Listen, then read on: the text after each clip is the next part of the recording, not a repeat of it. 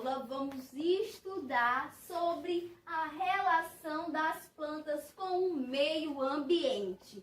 Olha só, quando a gente fala em planta, nós já lembramos do solo, né? Das plantas que vivem no solo. Mas existem plantas só que vivem no solo, professora?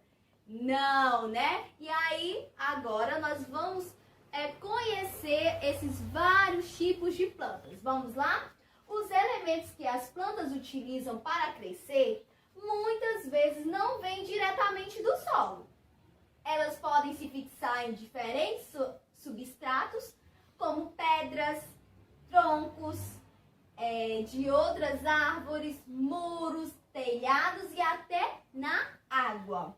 Dependendo do ambiente em que habitam os vegetais, elas vão possuir diferentes estruturas necessárias para a sua sobrevivência. Então, as plantas elas retiram os nutrientes que necessitam para crescer do solo, né?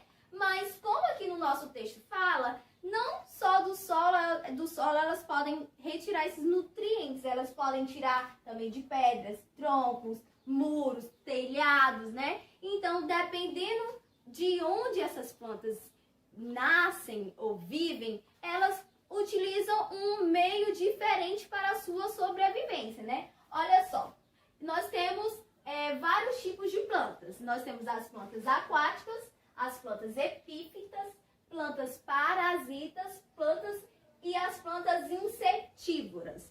Professora, o que são essas plantas parasitas? Elas são as plantas que vivem na água, vivem flutuando sobre a água, né? E de onde elas retiram os seus nutrientes, já que é na água? Então, da própria água que elas tiram os seus nutrientes. As plantas epífitas, elas vivem sobre outras plantas. Então, é das outras plantas que elas retiram o nutriente para a sua sobrevivência. E as plantas parasitas, elas não possuem o seu próprio alimento, mas elas retiram de outras plantas o seu alimento. E as plantas insetívoras, elas vivem em solo pobre e aí elas precisam se alimentar de outros animais para conseguir os seus nutrientes. Agora eu vou passar um breve vídeo para vocês sobre esses tipos de plantas, tá bom? Para fixar ainda melhor o conteúdo.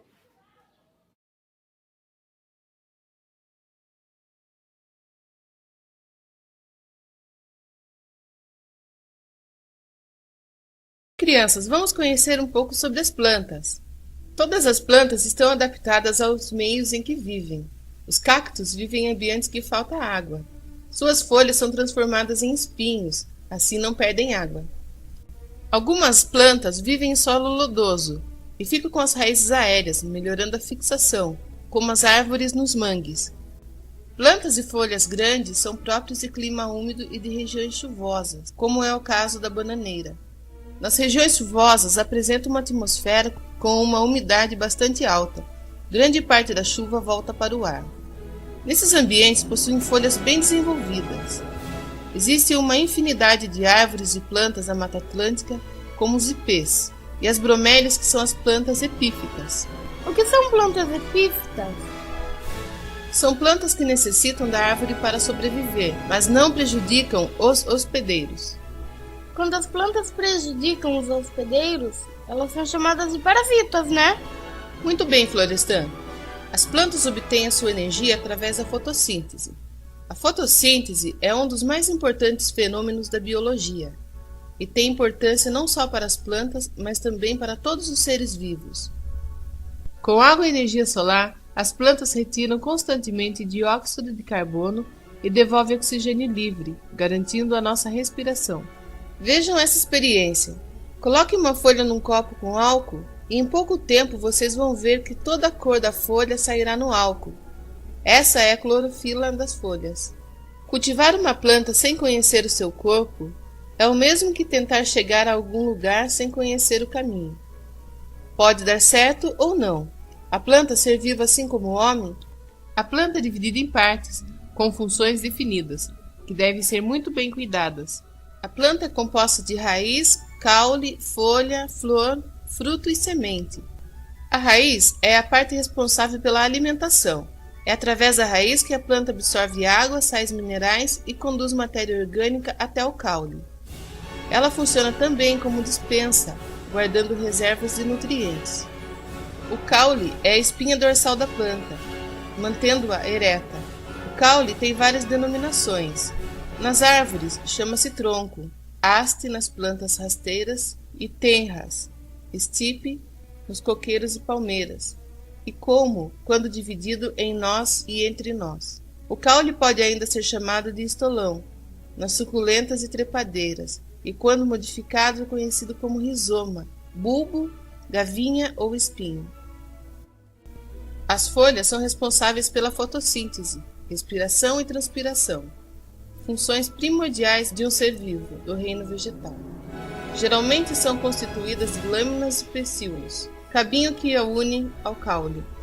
Representam-se de várias formas, lineares, oblíquas ou lanceoladas. Quando uma flor desabrocha, significa que está pronta para reproduzir-se. Com a parte masculina e a feminina perfeitamente estruturadas, os agentes da natureza conseguem depositar o pólen no estigma, fecundando o óvulo e o ovário. Quando a planta dá uma flor, está em sua fase mais crítica, pois direciona toda a energia a essa atividade. O fruto é o ovário fecundado que se incumbe de proteger a maior riqueza de uma planta, a semente, guardando-a em seu interior. Homens e animais que se alimentam dele transportam sementes para os outros locais, ampliando a proliferação das espécies. Minha avó faz um chá de plantas que cura resfriado. Bia, os remédios basicamente são feitos de plantas. A maioria das plantas são medicinais. As plantas medicinais são plantas que contêm substâncias bioativas. Muitas dessas plantas são venenosas ou tóxicas, devendo ser usadas em doses muito pequenas para terem o efeito desejado. Na realidade, toda planta, mesmo alimentícia, pode ser potencialmente tóxica dependendo da dosagem. Existe um grande número de plantas medicinais em todo o mundo, usadas desde os tempos pré-históricos na medicina popular por diversos povos. As plantas medicinais são utilizadas na medicina atual, fitoterapia, em diversos países, incluindo o Brasil. Vocês querem um chazinho de folha de maracujá? Muito bem, crianças. Agora o que vocês vão fazer? Vocês vão fazer a leitura do nosso texto sobre a relação das plantas com o meio ambiente. Já dei uma breve explicação, vocês acabaram de assistir o vídeo. Depois da leitura, vocês vão responder a atividade sobre esse assunto, tá bom? Qualquer dúvida, a tia está à disposição e eu acredito em vocês.